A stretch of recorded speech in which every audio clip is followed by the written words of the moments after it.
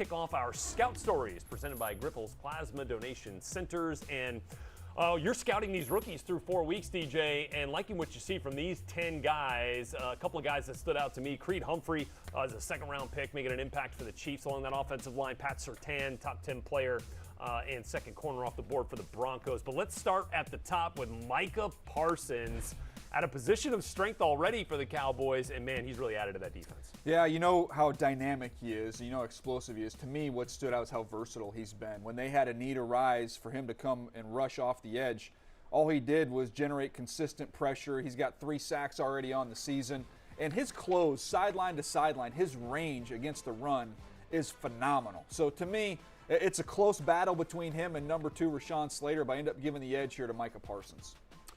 And then let's look at the number 2 and number 4 rookies who come from the same team. Talk about winning on a draft right now. Yeah. The Chargers are winning. 2 guys in your top 5 with not only Rashawn Slater, but with Asante Samuel Jr. in the second round as well. Yeah, and Buck, we talked about Asante Samuel Jr. The playmaking skills, they've translated from college to the NFL. Yeah, they absolutely translate. He understands it. He gets it. He delivers the turnovers. But both of you, the guys that are playing for the Chargers right now, are balling out of control. And it's exactly what you want to see. You want to see your top 2 picks make plays and make them consistently very early. So what I like about Rashawn Slater is he has been the dude. He has been effective from day one. You put him at left tackle, you don't have to worry about it. And then Asante Samuel being the playmaker that he's always been, he shows up each and every week. And again, this is how you win with high-value draft picks, right? We're talking about these. Asante was a top 50 pick, right? Correct. So you got 2 guys here in the top 50. We're tracking that, by the way, throughout this season. A bit later here on a Move the Sticks Monday, we're going to look at some of these teams that have had the most top 50 picks and how they have translated to a franchise's success or lack thereof. All right. Also, want to get to a couple of these Alabama rookies that ended up back-to-back on your top 10, and Mac Jones and Devante Smith. Yeah, Mac Jones, you know, we've talked a lot about Mac Jones earlier in the show on his rookie report card. What he's been able to do is just be efficient, accurate, make good decisions, deliver the football on time where it belongs. But Devante Smith, I know some people are concerned, well, maybe the Eagles are going back to the wide receiver well too often. I don't think so. I think that was the right pick for them. Buck, he's a smooth route runner. He's had a couple drops, but we're seeing him not only underneath, his ability to get vertical and over the top is going to help stretch things out for Jalen Hurts. Yeah, the one thing that stands out when you look at Devante Smith, his ability to get open at the line of scrimmage, press off, his tempo is fantastic. Does a great job of catching the ball. And even though I was worried about his size when he came into the league, shown no ill effects of the physicality and toughness that is needed to play on the outside.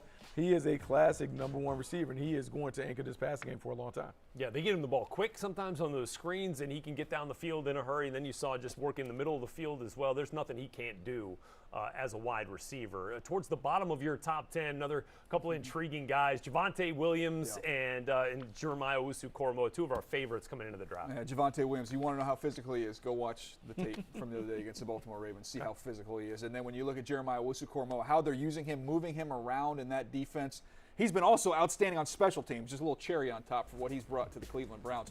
Dynamic, explosive, physical playmaker. Look, physical playmaker gives you an opportunity to do a bunch of different things in the back end. We've talked about this defense playing at a high level. Just a missile. Well, if you want to play at a high level, you get high-level players. This is a guy that we talked about being a first-round talent. He is playing like that even though he fell to the second round.